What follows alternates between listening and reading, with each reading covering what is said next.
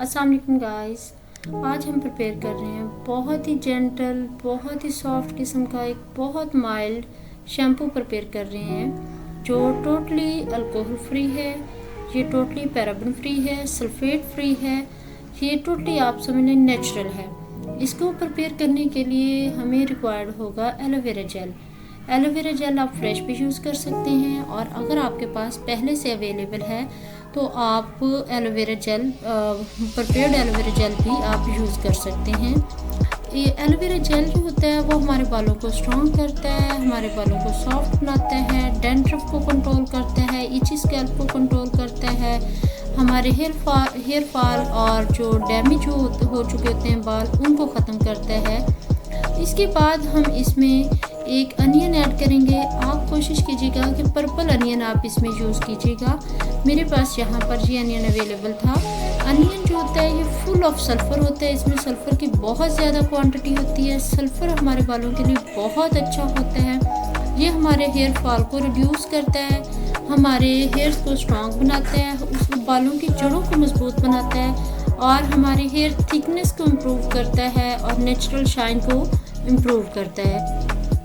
Onion के बाद आपने ऐसा करना है कि आपके पास जो एलोवेरा जेल है और अनियन है, इन दोनों को आपने लेना है और इनको ब्लेंड करना है।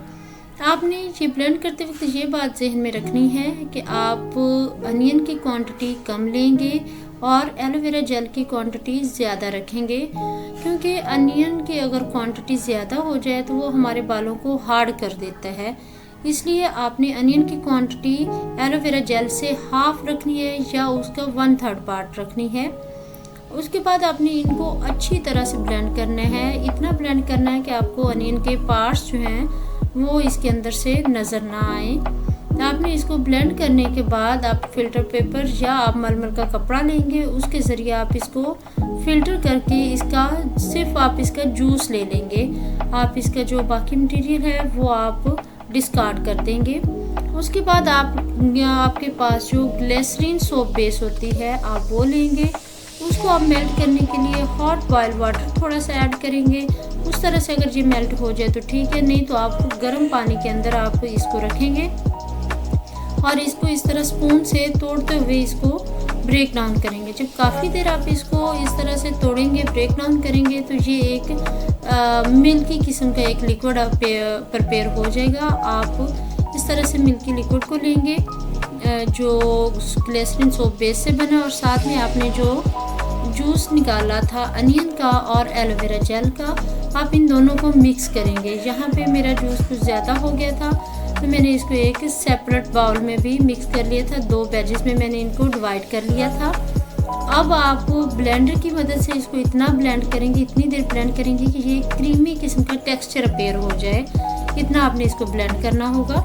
जब आप इसके ब्लेंड करने के बाद क्रीमी टेक्सचर अपेयर हो जाए, उसके बाद आप इसमें एलोवेरा ऑयल ऐड करेंगे। अगर आपके पास एलोवेरा ऑयल अवेलेबल नहीं है तो आप एलोवेरा एक्सट्रैक्ट भी इसके अंदर डाल सकते हैं। इंशाल्लाह एलोवेरा एक्सट्रैक्ट बनाने की वीडियो, होममेड एलोवेरा एक्सट्रैक्ट बनाने की वीडियो इंशाल्लाह बहुत जल्द मैं अपने चैनल पर अपलोड करूँगी।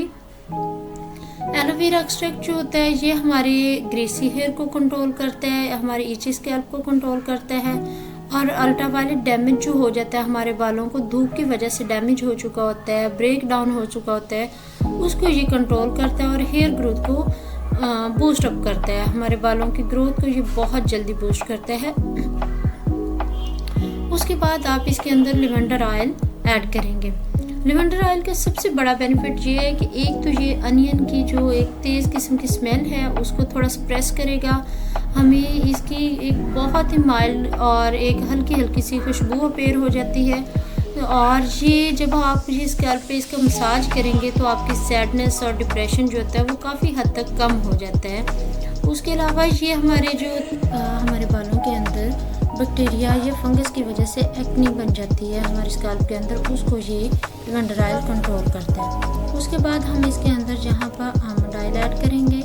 आमंड ऑयल जो होता है ये हमारे बालों को सॉफ्ट करता है, हमारे बालों को स्ट्रेट करता है और अगर हमारे बाल टूटे होते हैं, उनके स्प्लिट एंड होते हैं, उनके सिरों से नोकें बनी होती हैं तो उनको ये रिपेयर करता है, उस डैमेज को ये कंट्रोल करता है और हमारे स्काल्प को और हमारे बालों को एक कंडीशनिंग क्वालिटीज़ जो होती हैं वो प्रोवाइड करता है। मीन हमारे बालों को ये काफ़ी हद तक सॉफ्ट कर देता है और साथ में ये हमारे बालों को शाइनी करता है।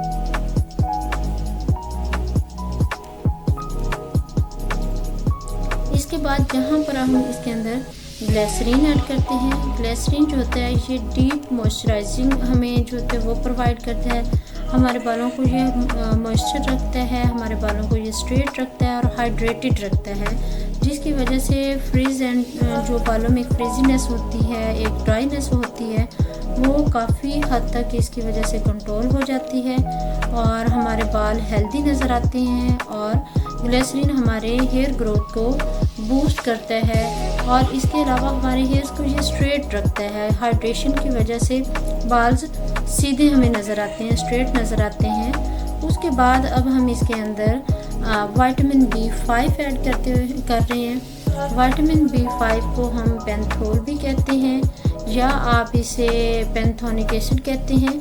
ये हमारे बालों को कंडीशनर की क्वालिटीज़ होती है वो प्रोवाइड करता है। इसका सबसे बड़ा बेनिफिट ये होता है कि जितने भी कंडीशनर्स होते हैं अच्छी क्वालिटी के, उसमें विटामिन B5 बहुत ज़्यादा पाया जाता है। तो हमारे बालों को ये डिटेंगल ये उलझने से बचाता है, हमारे स्कैल्प को और बालों को ये हेल्दी रखता है और हमारे बालों की हेयर फॉलिकल्स जो होती हैं, हमारी जड़ें जो होती हैं बालों की, उनको ये बहुत ज़्यादा मजबूत कर देता है और हमारे बालों को ये शाइनी दिखाता है।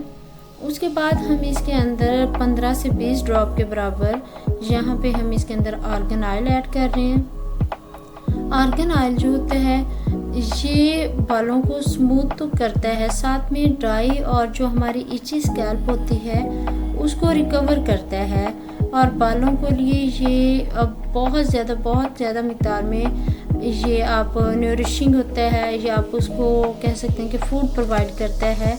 हमारे बालों को सॉफ्ट रखता है, शाइनी रखता है और बालों को नरम बनाता है।